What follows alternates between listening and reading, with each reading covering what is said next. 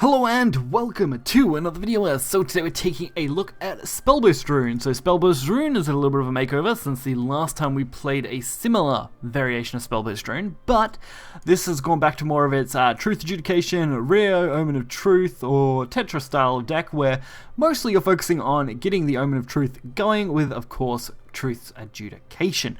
Most of my problems lately with this deck have been getting Raio out. If I can get him out, I can set up my fate hands, I can get everything going, you can pretty much roll the game. Getting to that point, I have found the hardest. Solomon is good, but awkward. Getting Raio from Solomon requires a bit of setup and a bit of luck, since I believe Seal of Solomon, relatively one of the highest cost followers that cost X play points. Yeah, so you can definitely guarantee it, it's just harder to, I find it hard to do sometimes. I think with a little bit more playtesting, I could definitely do it more often, but honestly, I rely on mostly just drawing him out normally, as that seems to be the best strategy I've got going so far. So we are going to get right into it and check it out. Kicking off our first game with this Rune deck is, of course, another Rune deck. Rune has become super popular as of late. Run-aging variants, of course, are everywhere, but at least as of making the last few videos, I have fought a lot of Rune decks. This is actually not too bad a starting hand. Truth Adjudication is a little awkward, and I definitely should have thrown it into the mulligan, but the Insight and the Fate's Hand are both really good. I can't fault those as good openers. Windblast and Fate's Hand, another one, are really good, along with the Insight draw. Honestly, not bad. The only good card I guess would have been something like Solomon, as our opponent just played, since we could then set up for Omen of Truth, which, by sheer luck, we managed to draw, so it became completely irrelevant. Now it's just a matter of surviving long enough to take advantage of Omen of Truth and making sure our Fate's Hands are completely usable by then, which, honestly, by the time you get to turn 7, if your Fate's Hands aren't at 0, you've got a much bigger deck. Or you'd literally just drawn them, in which case, that's just disappointing. So our turn 4 looks good. We've got our Conjure Golems ready to go, or even better, Knowledge Seeker. We can actually even go for a draw with this if we want.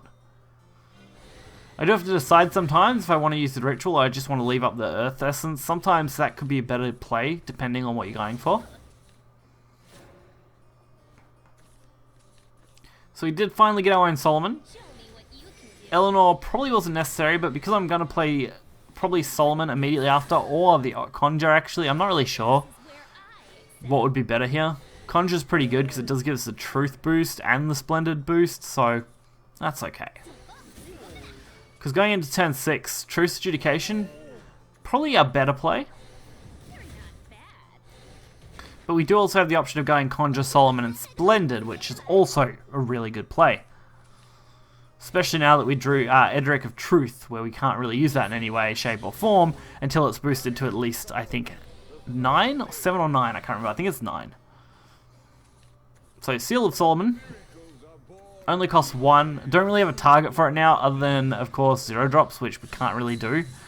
Unless we go... Actually, if we go for it immediately after the Raio Omen, we should be able to pull it, I think. So we do actually have a use for it.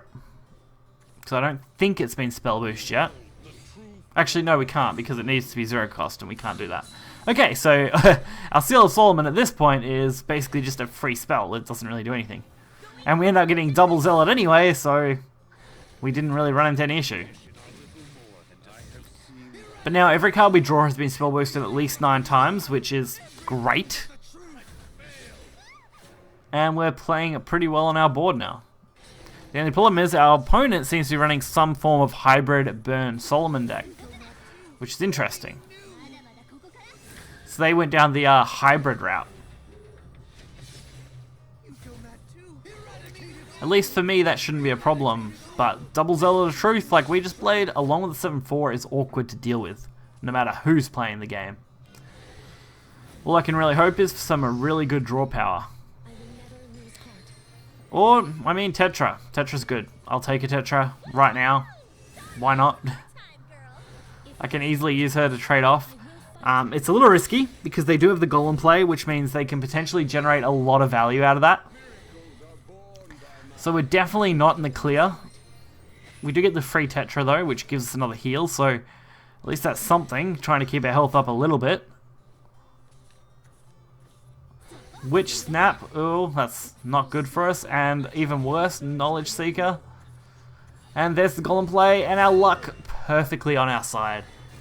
Honestly, absolutely insane. The odds of them pulling all 4 golems like that isn't extremely high. So for that to happen is wonderful for us. Especially since now our hand is looking really nice and we can actually start cleaning up this board along with boosting our Truth's Adjudication. Which is exactly my aim. If I can get my Truths up, which I believe both of them are nearly over 20 at this point, or are over 20 at this point, then all we need to do is deal a little bit of damage. Which our opponent, at that point, just completely gave up.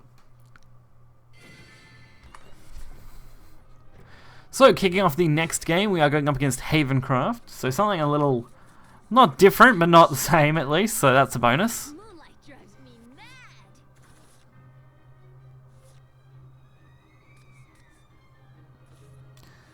Not the worst opening hand. Zealot of Truth is actually okay. And our 1-drop spell there with Insight is good as well. But we really do need to focus on pulling whatever we can now, since now we've got Zealot and Truth, so that's fun. Robo Wing, awkward, but not the end of the world.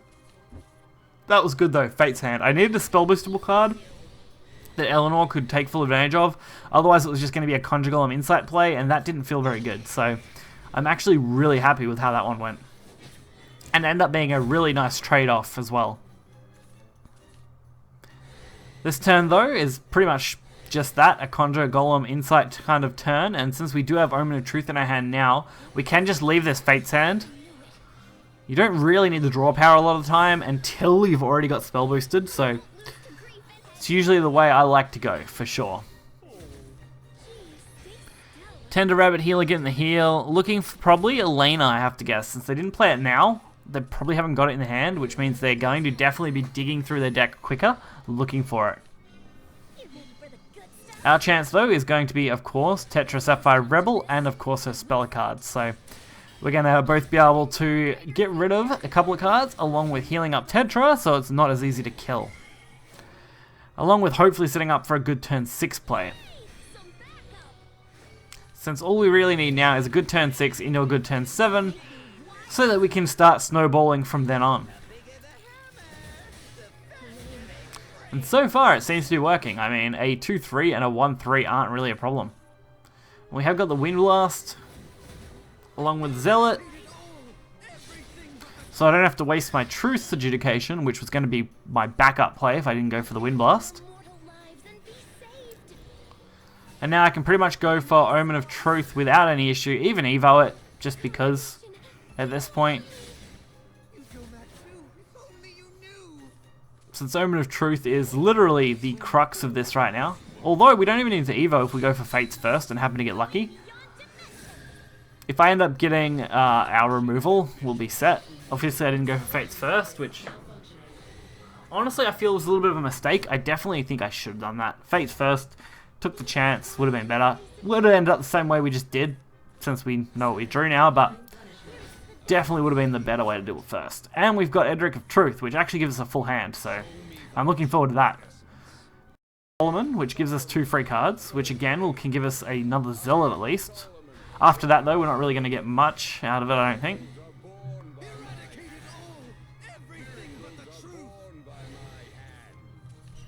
And this isn't too bad. We got some removal, we got some setup. We can go for Clark. And I can actually go for a few more spell plays, plus more damage. And we can just leave the verdict till next turn if we want.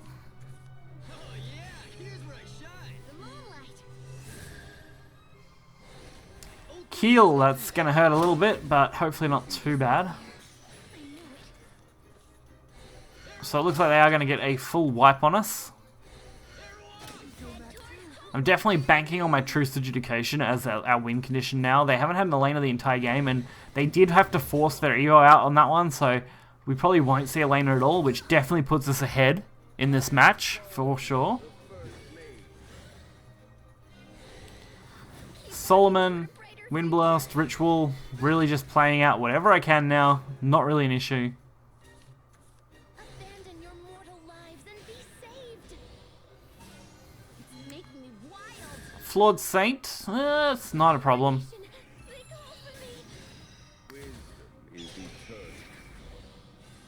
I'd be a little bit worried about Aegis, but at this point, it shouldn't be my biggest concern. Honestly, Seal of Solomon is something I should have went for. I think Seal of Solomon...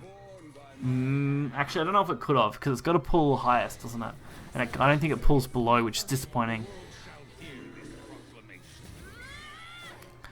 Because getting Clark and getting F0 would have actually gave us the chance to go for Double Truth, which could have just won us the game there. Although they've now put up a board that's a little difficult to deal with, so we're definitely banking on our another Truth Adjudication. Which I think odds are in our favour there, considering the fact that they're both boosted up to nearly 20 as far as damage goes, so... And even if we miss the Truth Adjudication, we can always kill off the 5-5. So that gives us probably at least another turn after that again, so I'm not actually too worried at all. We even got the Fate's Hand, which I should have probably used, although I ended up going for it and we got the 6 damage, so why not? We win. That's all it took. A couple of good truths and you can win quite easily a lot of the time. So Rune has definitely become a reasonably solid deck overall, depending on what variant you play. This one I would say is definitely middle of the row as far as Rune variants go right now, and is definitely at least fun, and definitely recommend giving it a go if you've already got the cards. It's also not too expensive. I mean, I suppose it is. It's got 7 legendaries in it, so I guess that is reasonably expensive. Although, again, I've mentioned in a few other videos, around 6 is usually what you consider average these days. 6 legendaries to a deck, so 7 isn't that far out of it. But if you guys are interested again in checking this deck out, link will be in the description below where you can hit like button and subscribe for more content. Until next time, guys, see ya.